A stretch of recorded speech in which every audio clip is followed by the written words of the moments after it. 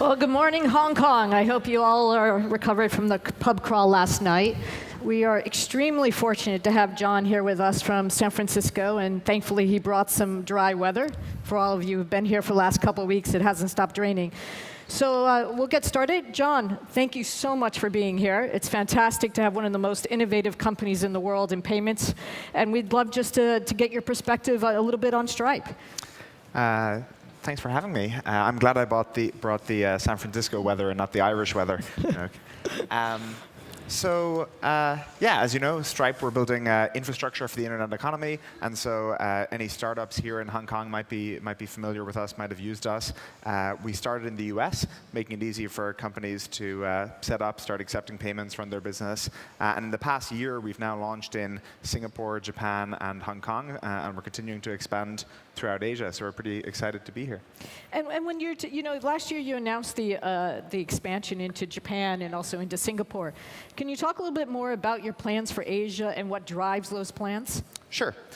So this international expansion for us has always been a very natural part of the plan, right? Because we want to help people start and run global businesses, not just domestic businesses. That has always been kind of core to the Stripe mission of growing the online economy.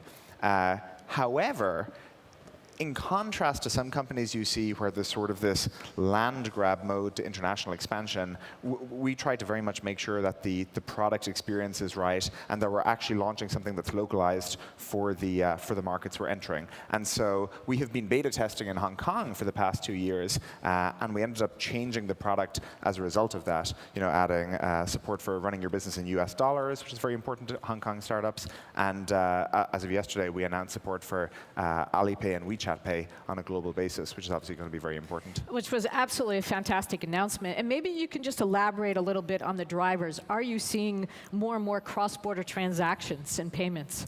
Sure. The need for this is pretty apparent. There are 4 billion internet-connected consumers globally, and Alipay has 520 million users. WeChat Pay has 600 million users. And so the need for this is very apparent. One of the things we noticed, and honestly one of the driving factors behind Stripe, is the fact that if you are trying to run a global business, unlike in the offline world where the consumer in front of you probably has cash and probably has a means to pay you, in the online world, if you ask a company why they haven't entered China, for example, oftentimes the reason is actually because they mechanically cannot exchange value with the person they're trying to sell to, which we think is crazy personally. And so we're on this long-term goal to let people build global businesses. We see this in Hong Kong, by the way, and so over the period where we've been beta testing prior to launch, we noticed that 60% of our beta users actually get a majority of their sales from overseas. So that's something that's actually pretty different about the Hong Kong market versus, say, our US sellers, is they tend to be much more globally focused than domestically focused. And that's something we've seen, say, in Singapore as well. And I think it's something common to the Southeast Asian region. And do you also see a difference in trend between mobile and web as far as e-commerce when you're thinking about the US and in Asia? Absolutely.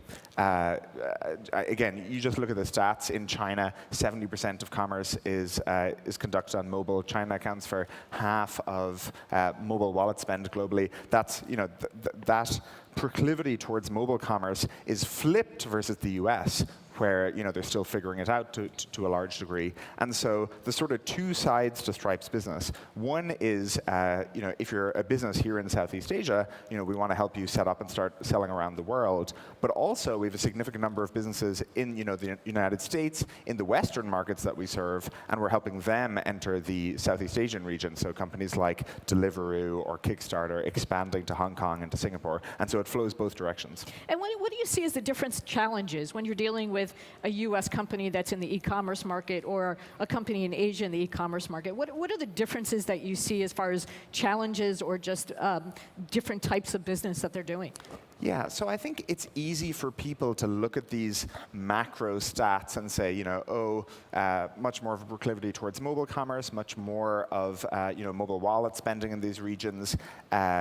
Or you get different kinds of startups being created as a result. I think what's harder is for these globally minded companies to actually internalize what that means and to change their product as a result. And I at least have found that there is absolutely no substitute for actually coming, meeting with companies, seeing how people think about the region. And so we spend a lot of time in Singapore and in Hong Kong and in the markets that we're planning on launching in, because then what we see is you get these totally interesting and different kinds of use cases springing up. Everyone from Gobi bikes here in Hong Kong to Carousel in Singapore. You actually get pretty different sorts of companies as a result. So let's switch a little bit direction here. We've now, we've talked about the customer you're selling to that have been expanding globally. How about your own expansion globally? What have been the challenges that you faced? Sure. So Stripe's global expansion is a little bit different to other companies you might have come across, which is, with a lot of companies, they have to operationally set up a product for a new market. And so, they take the same product and maybe they localize it and they hire people in the region and, there you go, it's good.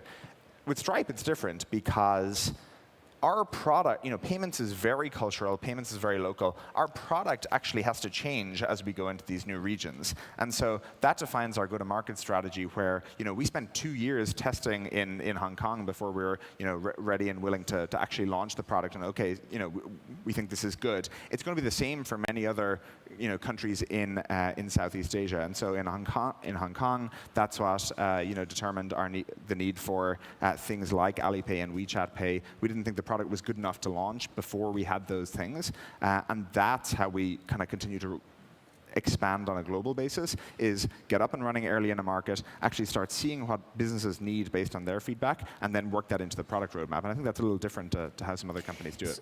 So how do you fight the issue that's been in the past where most startups who have been growing rapidly, when they start to expand to Asia, the US companies haven't really succeeded? I mean, how do you fight that internally, or how, I guess from the top, do you manage that people don't want to localize the product for the markets? Well, I don't think it's necessarily fair to say that the US companies haven't succeeded. I mean, if you look at the US social networks, they've had phenomenal success expanding here in the region. But you're right, there's kind of a track record of mixed success. One of the things that helps us is that, our strategy is not based on being first to market. I mean, we launched a payment product in the US in 2011. We were not the first in that market. And instead, we're very much focused on, we take a long-term view of this. It's like, okay, Stripe's overall mission is to increase the GDP of the internet. We think we can do that by providing this infrastructure for businesses on a global basis. But it's going to take us a while. And, we're very aware of the fact that we're not going to get to all countries, in the next year. And I think once you start relaxing that immediacy requirement, then you can actually take a more focused view country by country and say, okay, we're going to solve Hong Kong, we're going to solve Singapore, we're going to solve the next country. And just talking a bit, so what are the next countries in Asia that you're excited about? I knew you were going to ask me that. I can't tell you that. But I mean, if you look at Stripe's track record of expansion, you can probably predict the countries we're going to enter next. Okay, well, we'll come back to that since we avoided that one. Let's go to partnerships. You have some of the biggest names in tech, Google and Apple and Twitter and now Ali and also WeChat. What are the significance of these partnerships, and what have they done for building a company like Stripe? Yeah, if you're building a payment product like Stripe, I think you can take two approaches. One is you can say, okay, we're going to try to build the entire network ourselves and own that. And so we are going to own the consumer side of things, we're going to own the seller side of things, and that's how we're going to expand. We're not going to partner with anyone. We don't think that can work on a global scale. Because again, if you just look at how many payment players there are in all the various markets, you have China and, you have Alipay and WeChat Pay in China, you have Paytm in India, you have in the US, traditionally a credit card market now, Apple Pay and Android Pay getting really big. And so I don't think it's feasible for you to try to develop this proprietary payment network and have that be your strategy, even though that is the strategy that some people follow. So our point of view is totally different. We say, okay, we're providing the infrastructure for the business, and then we are going to go and aggressively partner with whatever consumers want to pay with, and actually be relatively agnostic in what consumers use. What that's meant is that Stripe has had to get good at partnering as sort of a corporate competency. This has driven the shape of the organization that we have built. And so if you look at, say, like you say, Apple and Google, we were launch partners for Apple Pay and Android Pay with Google. They recently rolled out Apple Pay and Android Pay in both Singapore and Hong Kong, so they're now expanding them internationally in the region.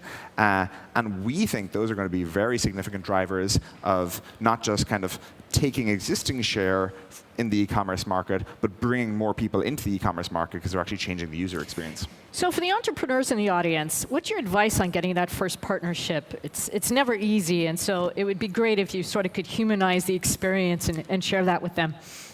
You're right that it's never easy, and people sometimes refer to Stripe as an overnight success, and we're like, I mean, come on, we've been working on this for 7.5 years. It's really taken quite a while.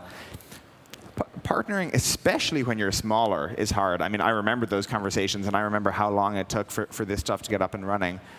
I'm going to say some things that sound a bit like aphorisms almost, but they're actually really important and really true to internalize if you're having these partnership discussions, which is, one, you have to think about it from the partner's point of view. What are they getting out of this partnership? What is in it for them? And if you can't construct a reason in your mind as to why the partner should be really excited about that, then you're not going to have much success with that. And so part of what's useful about the way we structure our partnerships is, say with Apple Pay and Android Pay, or now with the news this week, Alipay and WeChat Pay on a global basis, the more transaction volume we can bring to those networks, the happier they are from a revenue perspective. We are helping them with their strategic aims too. So that's one.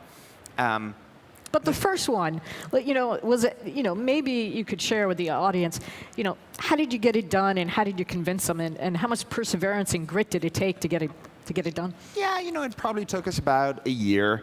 And part of it was certainly for us, we were coming to the space as technologists. We thought that part of the reason that payments had been underserved for so long was the fact that you had financial providers, trying to. I was talking to some entrepreneurs yesterday here in Hong Kong, and they had some horror stories of trying to get a merchant account from a bank because they didn't really understand the internet and internet entrepreneurs. But that was the culture we had to work with at the time, and so learning to speak the language of the financial providers we had to partner with, that was certainly an important part of it. But the other thing I want to say on partnering too is I think too many people on partnerships tend to get very launch focused, and so they see partnerships as getting to the press release, getting to the announcement, getting to the product integration, and all of our most successful partnerships, getting the thing launched, that's step one. I mean, again, look at what we just announced with Alipay and WeChat Pay. Well, in a sense, we've now done the easy part, which we've gotten it out there, and not because that part is easy, but the part to come is much harder, which is actually getting it adopted, actually rolling it out on a global basis to a large number of businesses. And so I think too many people get hung up on the launch part of partnerships and not on making them really big and successful. And speaking about that, so now you're past the announcement on Alipay and WeChat. Do you expect to see U.S. e-commerce companies integrate Alipay and WeChat into their platforms? Oh, absolutely. I mean, we wouldn't have done it otherwise. As I just mentioned, we don't do these things for the press releases. We do them because we think they're going to be a significant driver of our business. But the demand for foreign goods in China is there. It's predicted to be $150 billion by 2020. There are a number of American companies who have succeeded in starting to sell significantly in the Chinese market in a big way. Traditionally, Apple has done very well, luxury goods companies have done very well, and if you're an e-commerce company, that is a very natural place to want to expand to. There's also the vector of lots of tourists from China visiting, say, the US market and wanting to use their local payment methods. But yeah, no, we absolutely think it's going to be big for Western merchants going forward. So taking that forward, what do you see for payments over the next 3 to 5 years? I mean, where do you think the world goes, and how does it get shaped very differently than where we are today? Well, sort of continuing on from the last point, an interesting thing that's happened up to now is that the payments infrastructure that we've had has shaped the online economy in a tail wagging the dog sort of sense. And so you look at, and you start to ask the question of, why is it the case that you have different paid products in China or India or Southeast Asia or the United States? And a big part of the reason is because we have these different internet economies in each region. It's like the DVD region lock system.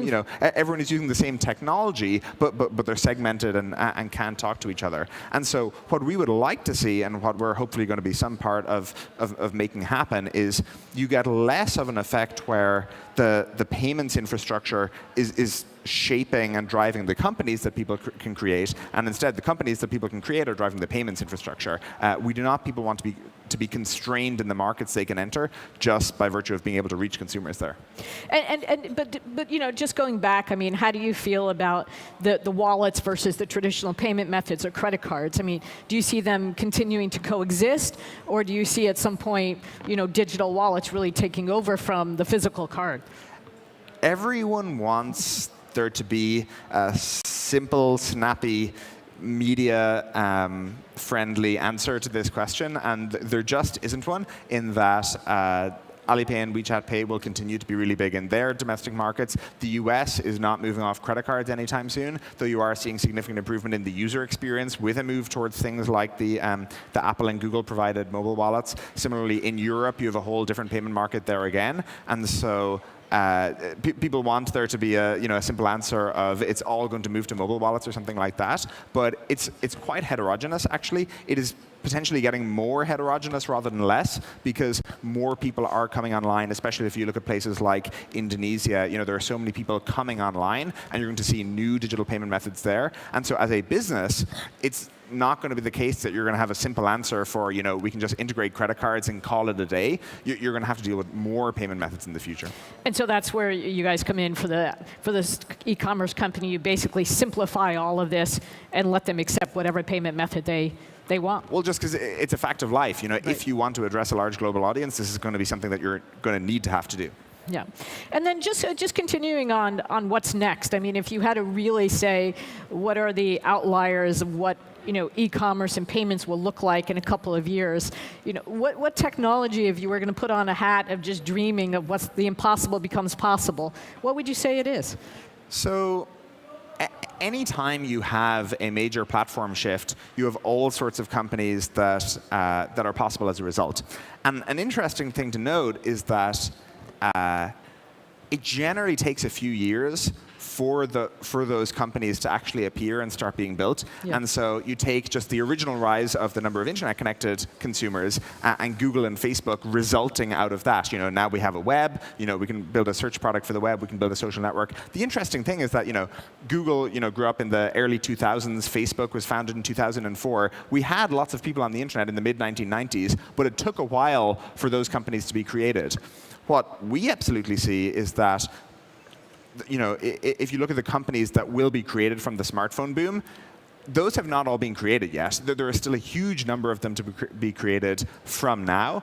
And the particular trend we're seeing is that mobile companies are springing up, and from an economic point of view, you know, less than 5% of global consumer spending happens online today. The remaining 95% is offline. And so the way that will be moved online, the way we'll see that 5% grow to, say, 50%, is by people building mobile-enabled companies. And we see this all over, right? You know, we see the company I mentioned, Gobi Bikes in Hong Kong. You know, you have your phone, you scan a QR code, you're off on your bike, and they have, you know, coverage all over here. There's Klook, a travel company. You have Carousel, which I mentioned, is they're basically doing a better version of eBay, mobile-enabled, and again, trade that traditionally would have been done with cash, now moving into the internet world. And so we're just going to keep seeing these mobile-enabled companies, mobile-enabled marketplaces shaping consumer behavior and driving things into the online world. And maybe we could just touch on Amazon's, you know, acquisition of Whole Foods. I mean, here we're going online to offline. You know, how do you see the payment methods even changing in point of sale as people move from online back to offline? Yeah, the big thing that we're seeing in point of sale is that people want to have a continued recurring relationship with the customer. And so everything that you're seeing in that world is, and you know, all the changes that you're seeing, people say retailers are trying to move people to apps, or you're getting, I mean, sometimes the point of sale is disappearing entirely. You know, say when you take a, you know, if you take a ride or grab taxi, you know, that they have a persistent concept of who you are, so they can have a persistent relationship with you.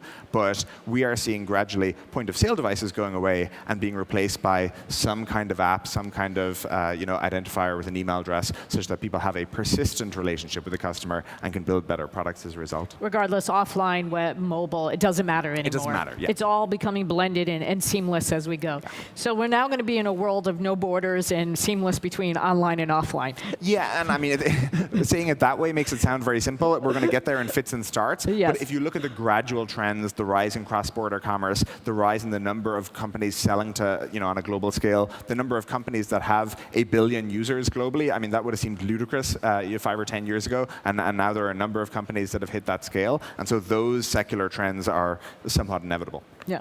So John, Asia here, we've got about 2 billion people that are online, right? Hard to ignore a growing middle class. About 60% of the world's population is going to be here. So I'll come back to the question. Singapore and Hong Kong are relatively small markets. What's next in Asia? Yeah, so we have started with the markets in a way in Southeast Asia that are most like the US in that they've high credit card penetration and things like that. The kinds of markets we're now going to, and the remaining markets in Southeast Asia, are very different in an interesting way for us, which is you often have much more of a focus on mobile wallets and just many more people being brought into the internet economy and being brought into the online fold. And so that's why you see Stripe's rollout plan. We can't take the same product that we've had in our other markets and kind of slap it on these new markets and expect it to work. And so it actually requires a significant amount of retooling on our end to make the right product for startups there. But as we look at all these countries in Southeast Asia, the core Stripe mission of making it easy for people to start internet businesses, that's almost more needed in these countries than in the countries we've come from. Yeah, absolutely. I mean, they don't have payment expertise in staff, and they haven't dealt with all the multiple payment options in the past. So very easy to see where Stripe can play a very significant role in the development of e-commerce, especially in ASEAN. Fingers crossed. We're quite early in our journey, but we're very optimistic about what's to come. Well, I'm sure we all have a lot of confidence that we'll continue to see Stripe help the market grow and be an integral part of ASEAN's development as well as the rest of Asia. And John, thank you very much for really, I think it was a great opening session in Stripe and sharing your experience at Stripe and where Stripe is headed for the future. Thank you. Thank you.